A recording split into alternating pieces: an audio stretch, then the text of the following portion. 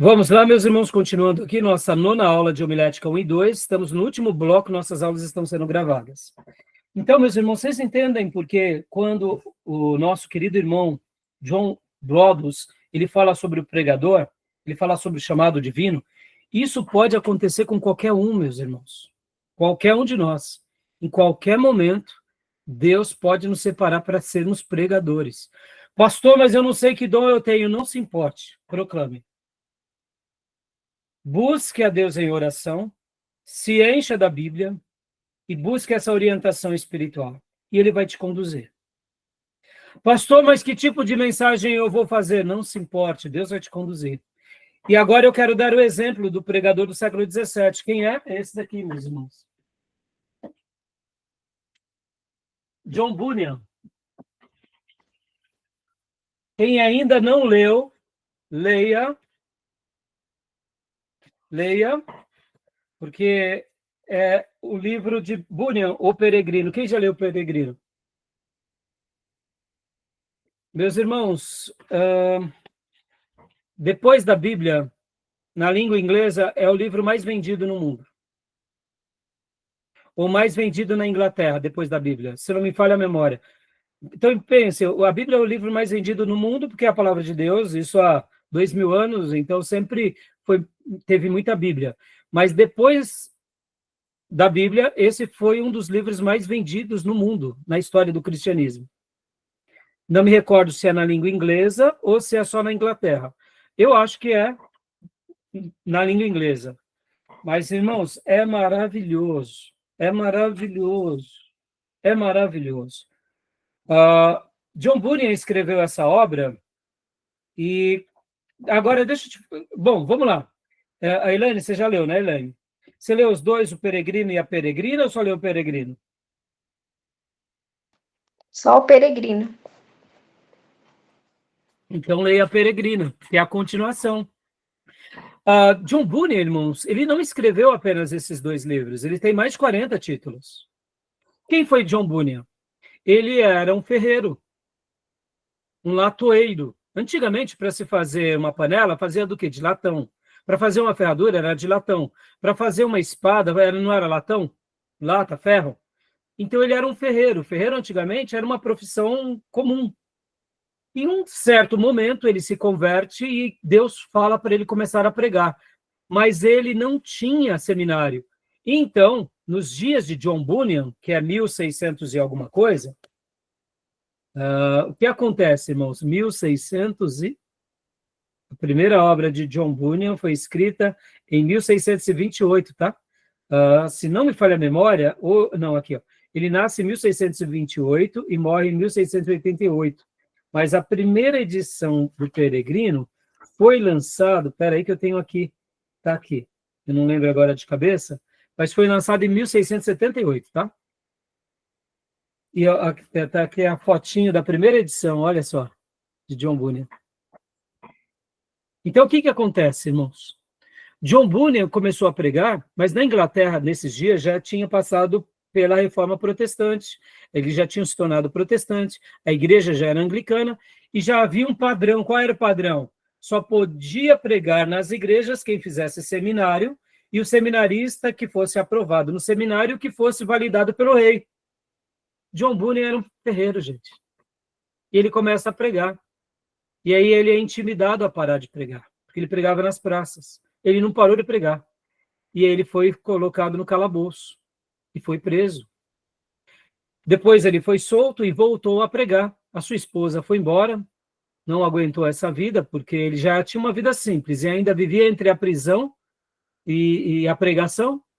E aí ele volta, fica preso durante um longo período, e lá na prisão ele escreve essa obra com as borras das velas. E lá, depois de um bom período, ninguém mais conseguiu impedi-lo, ele é liberto, ele continuou pregando, e assustadoramente vinham teólogos, vinham pastores, vinham príncipe ouvi-lo.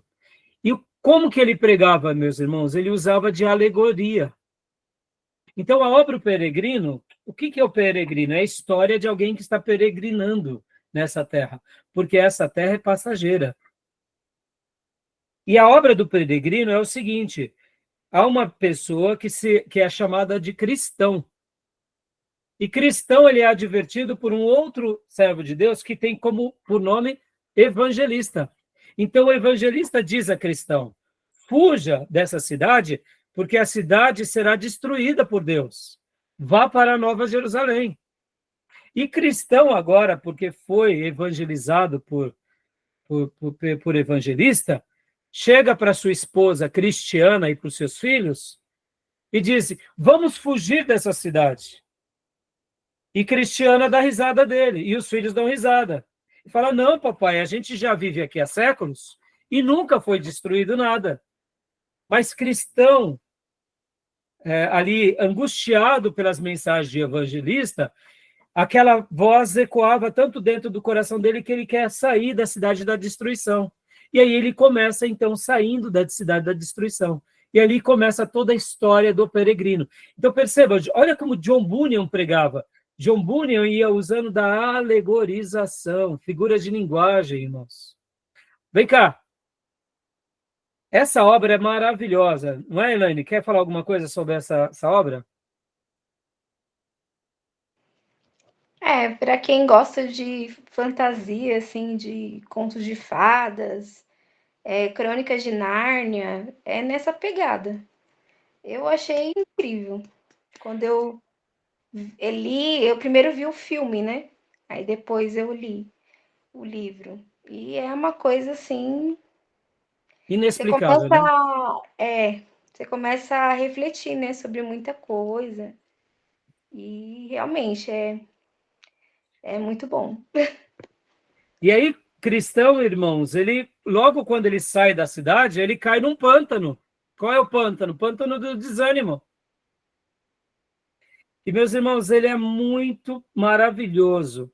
Quando ele cai no pântano do desânimo, chegam para ele algumas pessoas para tentar desanimá-lo, né? Ali no pântano do desânimo. Por exemplo, vem para ele dois vizinhos dele que moravam na cidade da destruição, que chegam até ele, que é obstinado e volúvel. A pessoa chamada obstinado chega para ele e fala: onde você está indo, rapaz? Deixa de ser bobo. E volúvel também diz: oh, mas que besteira é essa? Sair dessa cidade tão boa, você está deixando a sua família, vai para aquele outro lugar?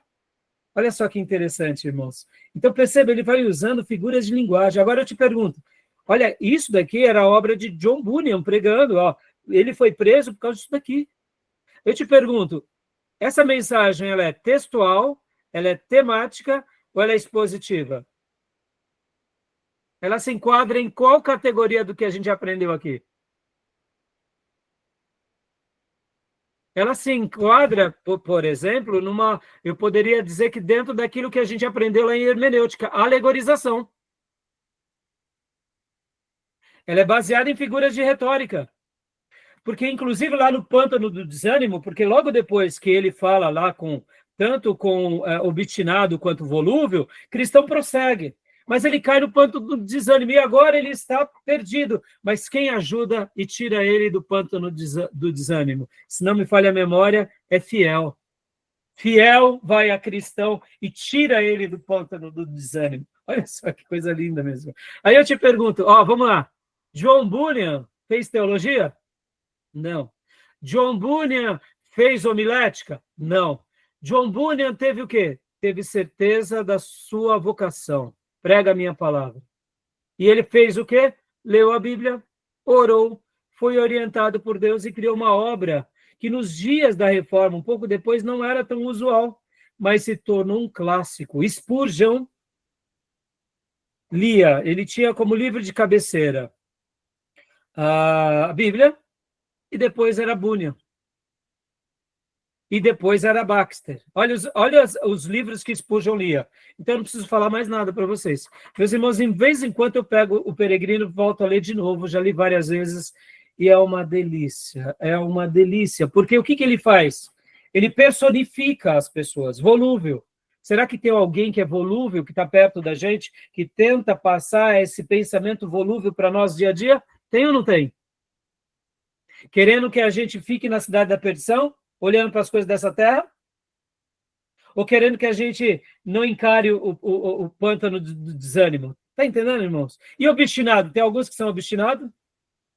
Então, perceba que ele vai usando aqui, com muitas figuras de linguagem, depois, é maravilhoso, meus irmãos, e todos os personagens são esses. É sábio segundo mundo, sábio segundo mundo apresenta-se a cristão, porque sábio segundo mundo conhece tudo. Da onde? Do mundo, não de Deus.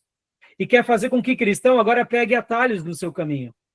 E um dos pontos mais altos do livro é quando o cristão ele passa pela Feira das Vaidades. Porque o que é a Feira das Vaidades? Senão um lugar onde tem muitas prateleiras e vitrines em que os peregrinos acabam se iludindo pelas vaidades e são engaiolados. Vem cá, nosso mundo é uma Feira das Vaidades ou não é? Teologia da prosperidade é uma Feira das Vaidades ou não é? Os ensinos heréticos é a Feira das Vaidades ou não são? Percebam, irmãos, olha só. Olha que lindo. E por que eu estou falando sobre agora Bunyan? Então. Bom, resumindo aqui. Aí ele passa por tudo isso e ele chega na Nova Jerusalém. Eu vou deixar vocês com água na boca. Ele luta contra Polion, ele vence os obstáculos, porque dentro da couraça dele, ele tem um pergaminho que ele consulta, porque é o pergaminho que foi dado a ele por evangelista. Pergaminho. Estão entendendo, meus irmãos? Mas num dado momento, ele estava cansado na sua peregrinação, ele cochilou, e ele não percebeu e caiu das suas roupas o pergaminho. E ele foi avante. Mas quando ele chegou avante, ele não sabia para onde ir, porque ele tinha perdido o pergaminho.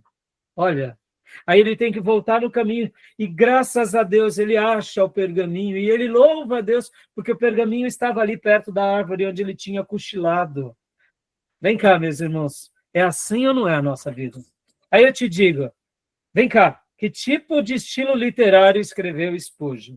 Spurgeon não, Bunyan. Alegorização, ficção, né? Como a irmã falou, está dentro de contos. Mas ele foi bem sucedido? Foi. Por isso que quando nós demos a aula lá de hermenêutica, eu falei, irmãos, a alegorização, se ela for feita baseada nesse princípio, ela é maravilhosa. É um conto de Nárnia. As crônicas de Nárnia. Mas, assim, o problema da alegorização é quando a gente é frouxo na doutrina. Então, Bunyan, ele tem não só essa obra, mas tem muitas outras obras. E a Peregrina, meus irmãos? Vamos lá. E a Peregrina? Deixa eu dar síntese, que a irmã não leu, a irmã vai ler. Cristiana com seus filhos, ao saber que cristão teve êxito e chegou aonde? Na Nova Jerusalém, ela agora com seus filhos quer ir para a Nova Jerusalém. E aí começa a história da Peregrina, que é a esposa de cristão. Fantástico, não é? Vamos lá. Lembra que a gente aprendeu há pouco? Oração, Bíblia e orientação espiritual. É isso que a gente precisa. Por isso, irmãos, que quando nós abrimos a aula de hoje, nós falamos sobre aquela questão da crítica textual, que é aquela matéria que explica sobre os manuscritos, textos receptos, né, os códices, né, que explica sobre todas essas questões mais complexas das traduções desse debate, como chamamos da manuscritologia, que é uma coisa legítima. Eu procuro ler a Bíblia dessa forma, não é a minha área de atuação. Mas como eu acredito que a Bíblia ela é a palavra de Deus, do Gênesis ao Apocalipse, eu me entrego a essa Bíblia. Gosto de ouvir o debate, desde que seja equilibrado. Prefiro as melhores traduções, porque para mim o que mais importa é buscar a palavra de Deus. E em oração se alimentar do que ele tem para nós. Porque a partir daí o Espírito Santo nos orientará o que fazer, como fazer, e com certeza teremos êxito. Tá bom, meus irmãos? Beleza? Até aí gostaram do Peregrino? Fantástico, não? Deu uma luz agora? Bom, lembra que na última aula, na 8ª aula, eu tinha dito que eu queria ler um assunto do pastor Russell Shedd, eu acabei não lendo, mas deixa eu dizer aqui uma citação que ele faz sobre um ponto da sua palestra sobre pregação expositiva, e ele estava falando sobre o tópico como estudar para pregar. E aí ele dentro desse tópico, ele falou o seguinte, que nós precisamos se familiarizar com o texto. E aí ele cita aqui alguns autores, olha o que ele diz, que Campbell Morgan lia aquele texto 50 vezes. Interessante, né? Campbell Morgan lia o texto 50 vezes. Ele vai pregar o Salmo 21 50 vezes, pelo menos, para o texto ser introjetado dentro dele. Lewis King, ele diz, ele chegou a ler em um ano e de 8 horas por dia, ele passou um ano todo, de 8 horas por dia, lendo o Novo Testamento grego. Ou seja, era uma pessoa que sabia ler o grego, então ele lia como se por dia ele lesse 8 horas, durante um ano todo, para se absorver o texto grego, para que o texto grego fizesse parte da mensagem dele. Então, pense, irmãos, muitos de nós não saberemos, espero que todos nós aprendamos o hebraico e o grego, mas se não, que a gente possa aprender a língua, a palavra de Deus na nossa língua, no nosso vernáculo, né? E aqui George Whitefield, né, ele cita também mais uma vez George Whitefield, que ele diz o seguinte, ainda sobre esse ponto de familiarizar-se com o texto. Ele cita que George Whitefield, um dos principais evangelistas do século XVIII, ele diz que essas palavras de Whitefield, abre aspas, comecei a ler as Sagradas Escrituras sobre os joelhos, pondo de lado todos os outros livros e orando até que cada linha, em cima de cada linha e em cima de cada palavra. O resultado foi que se tornou para mim a bebida para minha alma. Diariamente recebia uma nova vida, luz e poder do alto. Então, George Whitefield lia as escrituras de joelho e até, que, se possível, sobre cada linha e cada palavra. E o que aconteceu com esse homem? A Bíblia foi introjetada dentro dele. E quando ele ia pregar, ele precisava de estrutura da homilética. Fazia parte. Você aprende, bom, agora eu preciso começar, preciso desenvolver, preciso concluir. Percebam que começar a desenvolver e concluir, qualquer um aprende. Mas ser cheio do Espírito Santo, só um lavado e remido. Ter essas percepções do Espírito, só um lavado e remido. Ser guiado pelo Espírito Santo, só um lavado e remido. Tá bom, meus irmãos? E agora, para a gente concluir a matéria de hoje, né? Não vai dar mesmo para falar de pregação em pregadores.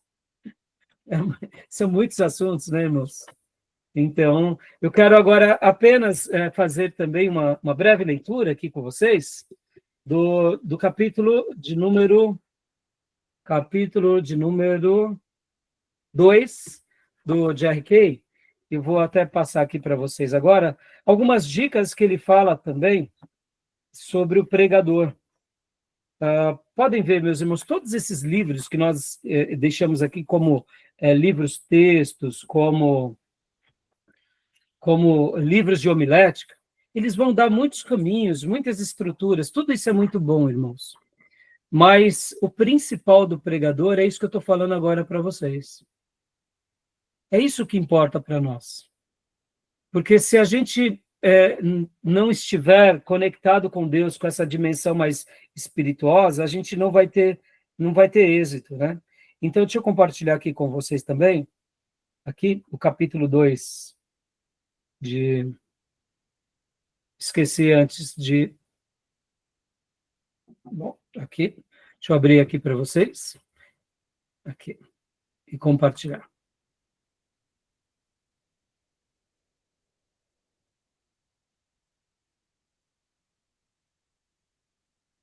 Deixa eu só mudar aqui.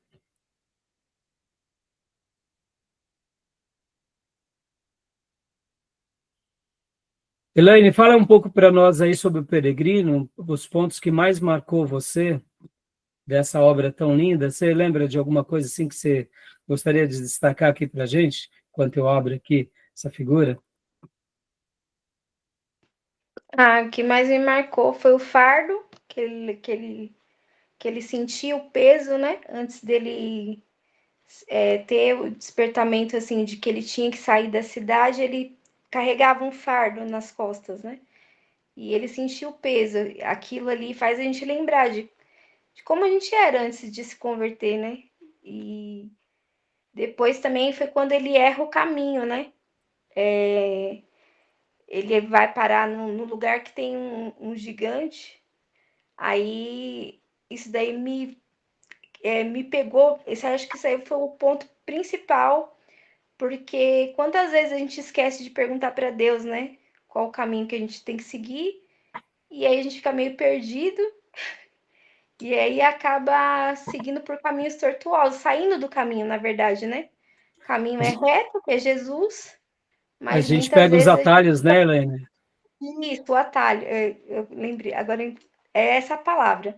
Os atalhos que atrapalham a gente faz a gente passar por situações que não é para a gente passar, mas a gente acaba passando por quê? Porque a gente resolveu seguir o caminho mais fácil, né? O caminho Exato. mais rápido. Eu acho que esses dois foi os pontos chave Me- assim que eu levei para minha vida, né? A questão do fardo, né? Que realmente é uma coisa que eu tenho esse negócio comigo de tentar refletir no que aquilo se aplica para minha vida, né? E foi as duas coisas que mais se aplicou para mim, foi a questão do fardo, do peso, né, que a gente carrega antes de entregar a vida para Jesus, né? E essa questão de você querer pegar o caminho mais fácil, querer, e aí você acaba saindo do caminho, na verdade, né? Quando você quer correr demais ou quando você fica parado, né? Aí isso daí tudo me fez refletir, né? eu confesso, irmãos, que esse livro ele é tão maravilhoso que cada capítulo, para mim, é um banquete. É uma leitura incomparável, irmãos. É incomparável. Né? Bom, irmãos, para a gente concluir aqui, então, vamos lá. Ó. Na obra do Jerry Kay, olha só aqui o capítulo 2. Olha que interessante que ele fala. Ele destaca a preparação espiritual para pregar. Percebam que pregar pode ser qualquer um, né, irmãos? Não precisa ser só o pastor, né? Pregar pode ser qualquer pessoa. Então, o que ele diz aqui? Ó? A vida espiritual, a base do sermão. Não adianta a gente querer pregar sem ter uma vida espiritual. E uma vida espiritual para valer, viu, irmãos? E aqui, irmãos, olha, guardem isso mais uma vez, viu? Não esperem do pregador perfeição, tá? Porque ninguém é perfeito. Paulo não era perfeito, mas Paulo era dedicado, Paulo era uma pessoa de caráter. Então, cuidado para a gente também não ir para o extremo do legalismo, tá? Quando há pouco eu falei sobre o pregador que prega bem, mas ele tem uma vida indecorosa, eu estou falando isso, irmãos, porque como pastor há quase 30 anos, cuidando de uma igreja, como é frustrante quando, por exemplo, vou dar um exemplo aqui para vocês, tá? Eu me lembro que chegou certa ocasião, um obreiro da nossa igreja e me falou assim, ó, pastor, eu tenho algo que eu não gostaria de te falar, não, mas eu preciso te falar porque eu fui confrontado na rua e tem a ver com um problema que está acontecendo aqui na nossa igreja, com o irmão daqui da nossa igreja. E ele falou, ó, pastor, isso não é fofoca, não é nada, mas o senhor é o nosso pastor e eu tenho que resolver isso com o senhor que vai ter que resolver esse BO. Falei, então tá bom, meu irmão, me fala. Ele falou, ó, eu estava na rua, fui fazer umas compras aqui em um tal lugar, o dono do estabelecimento começou a me perguntar sobre um irmão da nossa igreja. E começou a falar poucas e boas do irmão e me contou umas histórias assim absurdas. Bom, resumindo, uma longa história. O irmão era um comprador e um péssimo pagador e um grande mentiroso. E para minha tristeza, esse irmão, ele era um obreiro da nossa igreja, fazia parte da minha liderança e pregava. Olha aí. E aí o que acontece? Dentro das queixas desse lojista, ele também falou, ele está indo na igreja ainda? Ah, é? Puxa, me admira, né? Vai lá na igreja e nem para pagar as contas, paga, chega aqui para mim, me promete. Ou seja, quando o irmão me chamou e me disse isso, eu falei, ai, meu pai, aí, ó, pastor, agora o pastor vai ter que tirar esses carrapichos macabro, né? Desse irmãozinho, né? E são ofícios de um pastor, irmãos. Ah, pastor, isso não tem nada a ver com a vida pastoral. Claro que tem, meus irmãos. O senhor está dando mau testemunho. Lembra que em Atos 6, para uma pessoa ser um diácono da igreja, ele tinha que ser cheio do Espírito Santo, ser sábio e dar um bom testemunho. Ou seja, para trabalhar no social da igreja, a pessoa tem que dar bom testemunho. Quanto mais para pregar, quanto mais para dirigir o ministério. Resumindo uma longa história, irmãos, eu chamei esse irmão, contei, né, falei para ele, ele ficou bravo demais. Eu falei, opa, você está bravo do quê? Você tem que estar bravo com você, de não ir pagar. Resumindo uma longa história, ele depois se enrolou todo, mentiu mais. Bom, resumindo um grande desfecho, eu tive que acabar literalmente convidando ele a se retirar da nossa igreja. E para piorar mais, hein, guardem isso, esse irmão fez seminário, viu? Isso que era o mais terrível, fazendo seminário e vivendo assim. Entenda, irmãos, eu não estou aqui sendo legalista. Quem é que não faz uma dívida e de repente perde o emprego no meio do caminho? Não é verdade? Mas agora a gente vai fazer vista grossa, vai continuar comprando coisas e não pagando a quem deve? Percebam, não vamos ser legalistas, mas vamos ser sérios, né? Dever para alguém, passar por um problema com relação a um pagamento, nenhum problema. Mas como nós estaremos lidando com esse problema? E só para você ter uma ideia, depois esse próprio irmão andou fazendo sociedade com outros irmãos e até hoje, já tem mais de 10 anos que ele não paga nem esse outro irmão, dentro da igreja. Então eu te digo, essa pessoa ela pode ser um obreiro dentro de uma igreja? Ele pode frequentar a igreja, mas ser um obreiro jamais, irmãos. Olha o mau testemunho que deixa. Percebam? Por que eu estou falando tudo isso? Porque ser um pregador só tem sentido quando a gente dá um bom testemunho. Porque no bom testemunho eu tenho o auxílio do Espírito Santo. Guardem isso. No bom testemunho eu tenho o aval do Espírito Santo. Pode ver que o Espírito Santo, quando ele registra Atos 16, usando Lucas, o texto diz, separem-me pessoas que tenham bom testemunho, bom testemunho, sejam sábios e sejam cheios do Espírito Santo. Em outras palavras, o texto sagrado, que foi o texto do Espírito Santo, está dizendo o seguinte, a pessoa precisa ter bom testemunho, porque o bom testemunho, o Espírito Santo está nesse cristão que dá bom testemunho. Mas quando a pessoa dá mau testemunho, não é o Espírito Santo que está com ele, concorda? Quem está dando mau testemunho é qualquer outro espírito, menos o Espírito Santo. E aqui fica a dica, é para a gente temer quem dá mau testemunho. Porque quem dá mau testemunho, não dá mau testemunho pelo poder do Espírito Santo. Dá mau testemunho pelo poder de outro espírito qualquer. E quem é que gosta de dar mau testemunho? Senão o espírito do anticristo. Estão entendendo, meus irmãos? Isso é sério ou não é? Então, não é que eu estou dizendo que as pessoas, a gente tem que esperar nas pessoas perfeição. Não é isso, irmãos. A gente tem que esperar caráter. Ô, irmão, eu estou te devendo, eu vou te pagar. Aí eu compro e troco de carro, faço dívida e não pago o meu irmão. Pô, pelo amor de Deus, que testemunho que eu estou dando. Se eu vou trocar de carro, opa, pera lá, não. Vou pagar meu irmão, vou acertar as contas. Depois eu troco de carro. Concorda, meus irmãos? Percebam, hoje em dia é uma coisa tão trivial.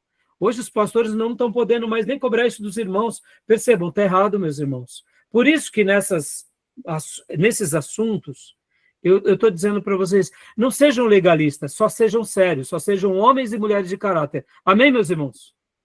E aqui, olha só o que o Jerry Kay fala, ó, a preparação espiritual para pregar. A vida espiritual, a base do preparo do sermão. Ou seja, meus irmãos, para a gente ter sermão na veia, a gente precisa de ter o que na veia?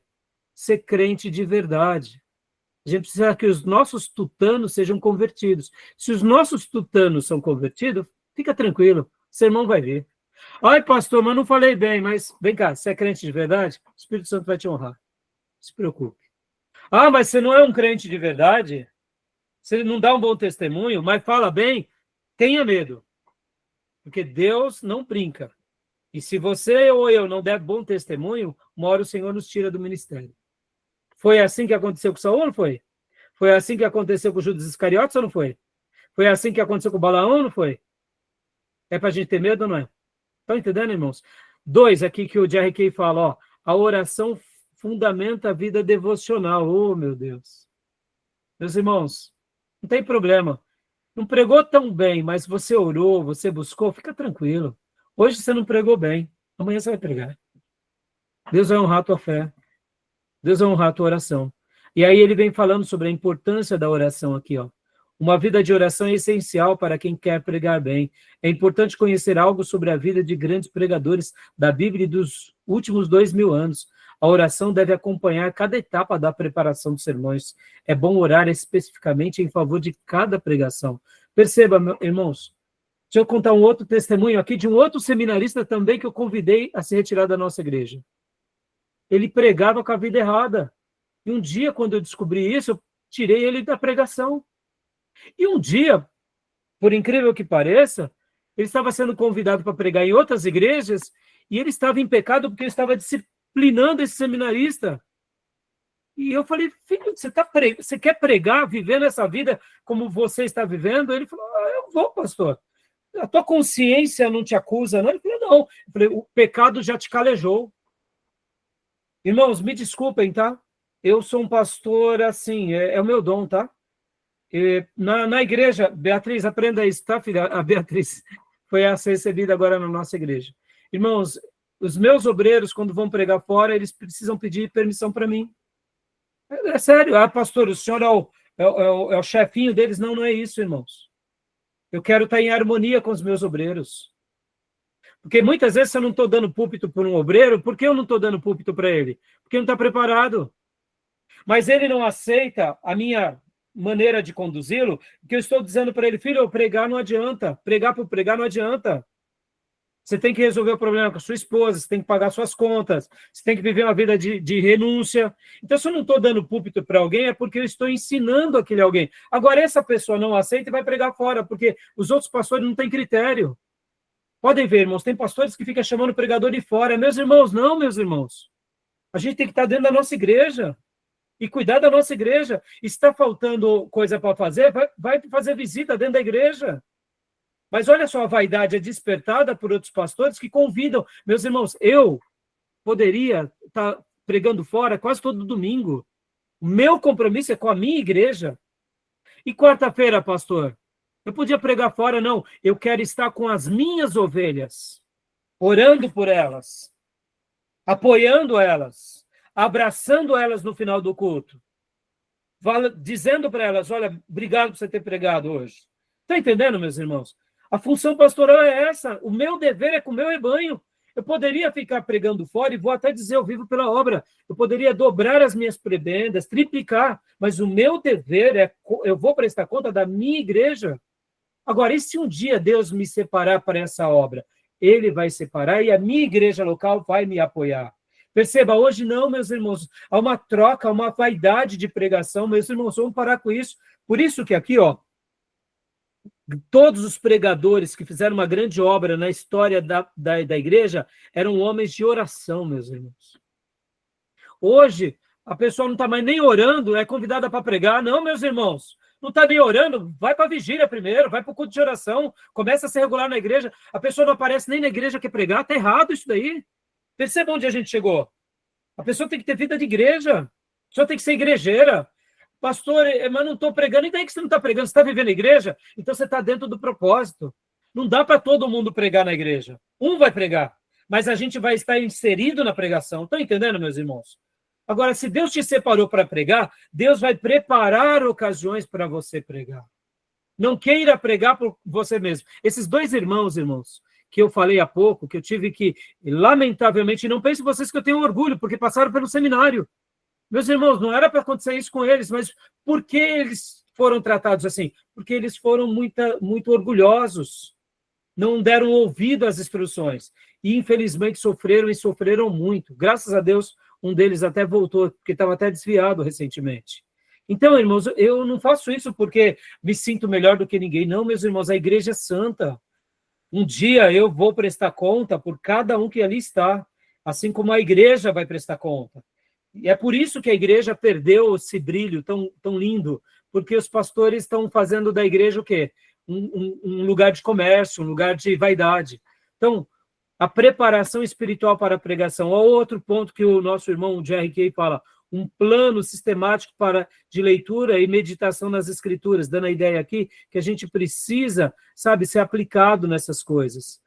O outro ponto, a importância do autêntico louvor e adoração, ou seja, eu preciso ser um cristão autêntico, que adora a Deus, que ora de verdade, que busca a Deus de verdade, para poder realmente ali pregar de uma forma, eu diria, com bastante critério e com bastante zelo. E o outro ponto aqui que ele deixa para nós, eu quero passar para vocês aqui. Deixa eu só virar aqui, rapidamente. Opa! Desculpem aqui. Deixa eu só mudar aqui. Deixa eu mudar aqui. Aqui. Deixa eu mudar o slide. A gente já está acabando, tá, meus irmãos? O preparo espiritual por meio de leituras devocionais. Lembra que a gente já falou sobre isso? Que 95%, 90%, para mim é 99,9%. As minhas mensagens nascem das minhas devocionais. Se acabar com as minhas devocionais, eu não prego mais nada. É muito curioso, irmãos, quando eu tiro férias, geralmente, eu venho carregado de mensagem. Por quê? Porque nas férias você está descansando. É onde a gente pratica aquilo que a gente chama de ócio criativo. Você não tem preocupação com nada. E é nesses momentos que Deus vai trabalhando com a nossa vida. Percebam, o descanso, até nisso ele é benéfico, né? Continuando aqui, ó, o preparo espiritual e o poder na pregação. Irmãos, guardem essa expressão aqui. Quanto mais submisso eu me torno, mais poder e autoridade eu tenho. Por que muitas pessoas não têm autoridade espiritual? Porque não sabem ser submissa a ninguém nem a nada. O nosso poder está diretamente ligado à nossa submissão. Depois leiam Filipenses, capítulo 2, quando Paulo vai falar que Jesus se submete a Deus, Deus Pai. E por causa dessa submissão, Deus Pai dá a Jesus todo o poder. Não há obreiro que seja submisso às suas autoridades que não receba poder. Eu vou dar uma sugestão de um livro aqui para vocês, chamado O Perfil de Três Reis. É um livro maravilhoso, simplesinho, pequeno, mas que conta a história de Saul, Davi e Absalão. Davi se tornou o grande rei que foi porque ele soube lidar nos seus papéis. Quando ele era discípulo de Saul, ele não se rebelou contra Saul. Mesmo Saul sendo desviado, ele fez o papel de servo. Um dia ele se torna rei. Agora ele tem um filho desviado, que é Absalão. E ele poderia ter praticado atrocidades com Absalão, mas ele continuou sendo um homem segundo o coração de Deus. Perceba, a autoridade espiritual está ligada diretamente à nossa submissão a Deus e aos nossos líderes que a gente coloca diante de nós. Percebam, irmãos, o que é fazer teologia? Se não aprender com os mestres e se submeter a eles. Não é assim? O que eu estou fazendo aqui com vocês durante essas semanas? É isso, ó. Vamos aprender com o Jerry Kay, vamos aprender com o Russell Shedd, vamos aprender com Brodus, vamos aprender com Spurgeon, vamos aprender com John Bunyan, vamos aprender com Martin Lloyd Jones. E o que é isso, senão um coração que aprende com os mestres e agora se coloca diante de Deus? E eu te pergunto, será que vamos ter autoridade ou não? Quer conhecer um obreiro verdadeiro? Veja como ele é com o seu pastor na igreja. Quer conhecer uma irmã repleta de autoridade espiritual? Veja como ela é com o seu marido. Quer conhecer um homem de Deus de verdade? Vê como ele é com os outros homens e debaixo das lideranças que ele é colocado, seja no emprego ou seja no ministério. Todos nós, meus irmãos, nós não somos autônomos. Alguém lidera-nos em alguma área, sempre vai ser assim. Tá bom? E a autoridade espiritual está ligada a isso. Pode ver que todo rebelde, ele não tem autoridade. Até porque o espírito de rebeldia não vem de Deus. Pode parecer autoridade. Lembra Saul? Saul era um rebelde. Mas lembra que a Bíblia fala que o pecado de rebeldia é igual ao pecado de feitiçaria. Ou seja, quem inspira a rebeldia é o mesmo espírito maligno que está na feitiçaria. E eu te pergunto, um obreiro rebelde, ele é cheio de autoridade? Não, ele dissimula a autoridade. O que está nele é um espírito de rebeldia, que é o espírito da feitiçaria. Por isso que um obreiro rebelde, ele é uma pessoa contendiosa. Guardem isso, meus irmãos. a vida devocional espiritual, a unção do Espírito Santo, né? A pergunta sobre o pregador e a sua vida espiritual, a preparação para pregar, e aí ele conclui. Perceba que esse capítulo, o que eu queria dizer aqui para vocês, para a gente encerrar esse bloco de matérias? Não vai dar tempo. Eu queria hoje ter lido para vocês aqui alguns capítulos do Pregação e Pregadores. Eu tinha separado aqui para falar um pouco para vocês, né, de alguns capítulos, mas não vai dar tempo. Mas o que eu queria deixar como uma grande lição de casa aqui? Depois deem uma lida novamente no capítulo 2 do Jerry Kay, na preparação espiritual para pregar, e também no capítulo 3 do John Abrodos, ali a partir da página 15 em diante. E depois, assim que puderem, meus irmãos, leiam essa obra, tá? Pregação e Pregadores, do Martin Lloyd Jones. Porque eles vão dar aqui caminhos para nós, para a gente aprender a pregar melhor, que está além da estrutura homilética, tá bom? Porque quando a gente realmente aprender esses caminhos, a gente vai ter autoridade, a gente vai ter unção, e a gente vai poder abençoar o povo de Deus do jeito que Deus nos fez ser. E eu não tenho dúvida que a gente vai deixar uma obra linda e um legado muito significativo onde quer que a gente vá. Tá bom, meus irmãos? E é claro, eu deixo também a obra de Spurgeon, né? Lições aos meus alunos, volume 1 a 3, porque, na minha opinião, todos nós precisamos ler muito Martin Lloyd Jones e Charles Haddon Spurgeon, tá bom? Porque foram grandes homens de Deus que nos ensinam o tempo todo. Beleza, meus irmãos? E eu queria muito dar a 10ª aula, mas a 10ª aula será prova. Então, quem precisar de mim, mande perguntas para mim. E como eu já disse, né, se preparem bastante. Agora estaremos entrando no feriado agora de Páscoa, né? Amanhã chamado Sexta-feira Santa. Então, prega para o seu marido, prega para sua avó, prega para o seu irmão, prega para o cachorro, papagaio, treina bastante. E terça-feira, se Deus quiser, vocês estarão apresentando aqui a mensagem de entre 10 minutos, né? Não pode ser menos que 5 minutos, não pode ser mais que 15, mas uma média de 10 minutos. E a gente vai estar gravando e depois eu vou estar avaliando. Eu não tenho dúvida que vocês vão progredir bastante. E, bom, como é a última aula, assim, tem alguma pergunta, alguma dúvida, algum acréscimo que os irmãos gostariam de falar? Fazer alguma pergunta? Aprenderam bastante coisa sobre a arte da homilética? Sim, bastante. Tem coisa, né, irmã? Tem. Tem muita coisa.